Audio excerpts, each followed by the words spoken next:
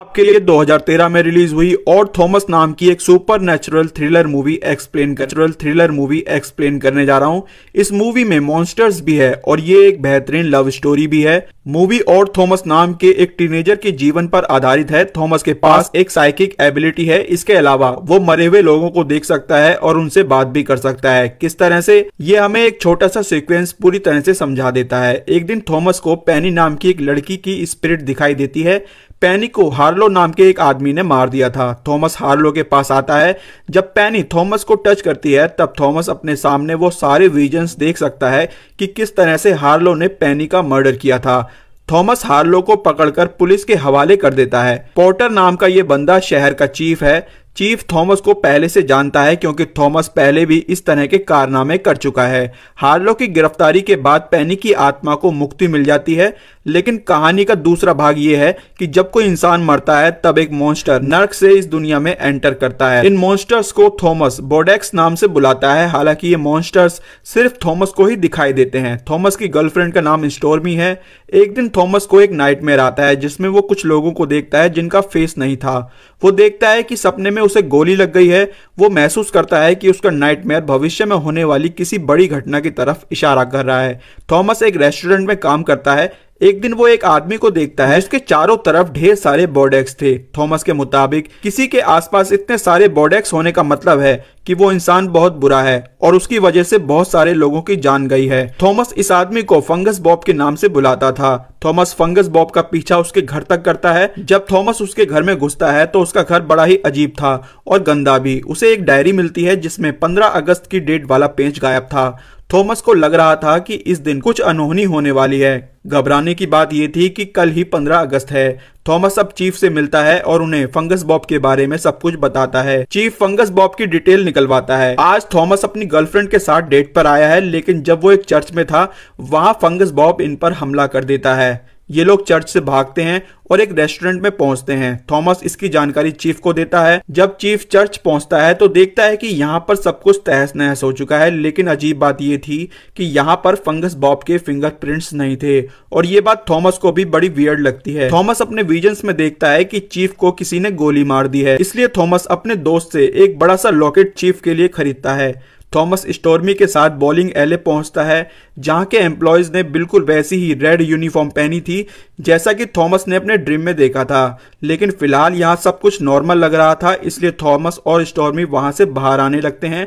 तभी उन्हें वहां पर ऑफिसर वार्नर मिलता है। वार्नर फंगस बॉब के बारे में और भी ज्यादा जानना चाहता था, लेकिन थॉमस उसे वो सब नहीं बता सकता था जो कुछ उसने अपने विजन्स में देखा था। तभी स्टॉर्मी वार्नर के हाथ पर बने हुए एक टैटू की तरफ इशारा करती है जिस पर POD लिखा था और उसके बारे में पूछती है। दरअसल स्टॉर्मी ने ऐसा जानबूझकर किया था ताकि वो लोग ऑफिसर वार्नर से अपना पीछा छुड़वा सके। थॉमस और स्टॉर्मी अब घर जा रहे थे, लेकिन रास्ते में वो देखते हैं कि वार्नर की गर्लफ्रेंड लिसेट पर कुत्तों ने हमला कर दिया है। थॉमस और स्टॉर्मी उसे बचाने के लिए भागते हैं। साथ में एक आदमी और भी था जिसके हाथ में गन थी और वो भी लिसेट को बचाने की कोशिश कर रहा था। वो कुत्तों को मार देता है, लेकिन तब तक कुत्तों ने अपना काम कर दिया था। लिसेट की मौत हो चुकी थी। चीफ कंफ्यूज थे कि आखिर लिसेट इतनी रात यहाँ पर क्यों आई थी। ऑन द स्पॉट थॉमस वो लॉकेट चीफ को दे देता है जो उसने चीफ के लिए खरीदा था। जब थॉमस अपने घर पहुंचता है तो देखकर हैरान रह जाता है। फर्श पर एक रिवॉल्वर पड़ी थी और बाथरूम में फंगस बॉब की लाश पड़ी थी। वो महसूस करता है कि फंगस बॉब कई घंटों पहले ही मर चुका था क्योंकि उसकी डेड बॉडी अब बिल्कुल ठंडी थी। थॉमस फंगस बॉब की बॉडी को एक सुनसान जगह पर छुपा देता है। थॉमस को समझ नहीं आ रहा था कि आखिर किसने फंगस बॉब को मारा होगा। आज 15 अगस्त है, यानी कि आज ही के दिन कुछ अनहोनी होने वाली है। वो अपनी गर्लफ्रेंड को घर पर ही रहने की सलाह देता है, लेकिन उसकी गर्लफ्रेंड नहीं मानती और अपनी जॉब पर आ जाती है। अब थॉमस एक बार फिर से फंगस बॉब के घर पर आता है और जब वो फ्रिज खोलकर देखता है तो वहां पर उसे इंसानी उंगलियां और इंसानी खोपड़ी दिखाई देती है। वो फंगस बॉब का कंप्यूटर ऑन करता है तो उसे ढेर सारे सुराग मिलने लगते हैं। वो अपनी साइकिक एबिलिटी का इस्तेमाल करता है उन सब कड़ियों को आपस में जोड़ने के लिए। तो उसे पता चलता है कि फंगस बॉब आज के दिन कोई बड़ा बॉम्ब ब्लास्ट करने वाला है जिसमें हजारों लोग मर जाएंगे। अब थॉमस चीफ को ये सारी जानकारी देना चाहता था, लेकिन वहां उसे फंगस बॉब की स्पिरिट मिल जाती है जो अपनी सुपर नेचुरल पावर का इस्तेमाल करके थॉमस को रोकने की पूरी कोशिश करती है, लेकिन थॉमस वहां से भागने में कामयाब हो जाता है। दूसरी ओर कोई चीफ को गोलियों से भून देता है, लेकिन जो लॉकेट थॉमस ने चीफ को दिया था उसकी वजह से चीफ की जान बच जाती है। अभी भी कुछ कड़ियां आपस में नहीं जुड़ पा रही थी, इसलिए थॉमस एक बार फिर से फंगस बॉब की लाश के पास पहुंचता है, क्योंकि उसने अपने विजन में देखा था कि फंगस बॉब को कोई शूट कर रहा है, पर वो कौन है थॉमस उसका चेहरा नहीं देख पा रहा था।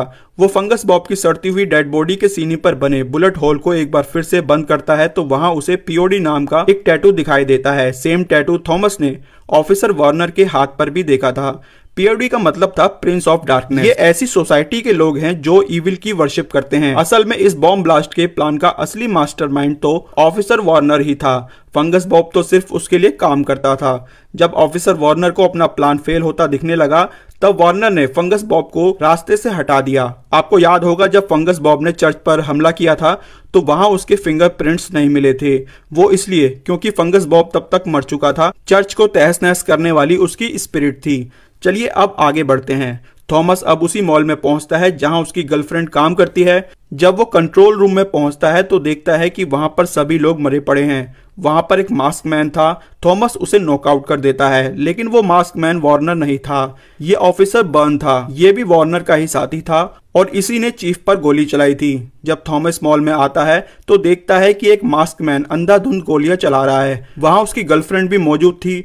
थॉमस उस मास्क मैन को मारने के लिए आगे बढ़ता है, लेकिन ढेर सारे बोर्डेक्स उसे रोकने की कोशिश करते हैं, पर थॉमस किसी तरह से उस मास्क मैन को मार देता है। पर ये क्या, ये मास्क मैन भी वार्नर नहीं था। ये तो वही फ्रेंच कट आदमी है जिसने कुत्तों को मारकर लिसेट को बचाया था। यहाँ पर थॉमस को विजन्स आने लगते हैं, जिसमें उसे पता चलता है कि ये फ्रेंच कट आदमी दरअसल वार्नर का ही साथी है। कुछ दिन पहले वार्नर की गर्लफ्रेंड लिसेट को उसके इस खतरनाक प्लान के बारे में पता चल गया था, इसलिए वार्नर ने अपनी गर्लफ्रेंड को कस्टडी में रखा था। पर जब लिसेट ने वहां से भागने की कोशिश की तब इस फ्रेंच कट आदमी ने उसका पीछा किया और उसके कुत्तों ने लिसेट को मार दिया। ऐसा लग रहा था कि यहाँ पर सारी कड़ियां जुड़ चुकी हैं। तभी थॉमस अपने सामने लिसेट की स्पिरिट को देखता है, जो उसे अपने साथ पार्किंग में ले जाती है जहां पर वार्नर की वैन खड़ी थी। वार्नर ने वैन में एक बड़ा ही शक्तिशाली केमिकल बॉम्ब रखा था, जो अगर फट जाता तो मॉल के परखच्चे उड़ जाते। वार्नर अभी भी उस पार्किंग से बाहर नहीं निकला था। हम देखते हैं कि एक बोर्डेक वार्नर के शरीर में एंटर कर जाता है। इसके बाद वार्नर महसूस करता है कि थॉमस उसका प्लान बिगाड़ देगा, इसलिए वार्नर वापस आता है, लेकिन तब तक थॉमस वैन को लेकर मॉल से बाहर निकल चुका था। वार्नर उसका पीछा करता है और उसे शूट करने की कोशिश करता है, लेकिन थॉमस किसी तरह से बच जाता है और वैन से कूद जाता है। यह बम वाकई में बड़ा पावरफुल था और थॉमस ने हजारों लोगों की जान बचा ली थी। वो एक नेशनल हीरो बन चुका था। अंत में हम देखते हैं कि थॉमस अपनी गर्लफ्रेंड स्टॉर्मी के साथ उसी के घर में रहने लगा है, लेकिन कुछ दिन बाद वहां पर चीफ आते हैं और उसे कुछ ऐसा बताते हैं जिसे सुनकर थॉमस ही नहीं बल्कि दर्शकों के पैरों तले जमीन खिसक जाती है। चीफ बताते हैं कि थॉमस अब जिसके साथ रहता है वो स्टॉर्मी नहीं है बल्कि उसकी स्पिरिट है। स्टॉर्मी तो मॉल में उसी दिन मारी गई थी। स्टॉर्मी की स्पिरिट को तब तक मुक्ति नहीं मिलेगी जब तक खुद थॉमस उसे आजाद न कर दे, इसलिए अब थॉमस स्टॉर्मी को जाने के लिए कह देता है। मूवी के आखिरी सीन में हम देखते हैं कि थॉमस खुद से बातें कर रहा है। वो कहता है कि उसे मरने से पहले एक लंबा जीवन जीना है, लेकिन वो एक दिन स्टॉर्मी से दोबारा जरूर मिलेगा। दोस्तों, आपको ये मूवी कैसी लगी थी मुझे कमेंट करके जरूर बताना। अगली वीडियो में एक और बेहतरीन मूवी की स्टोरी के साथ आपसे फिर मुलाकात होगी। तब तक के लिए गुड बाय।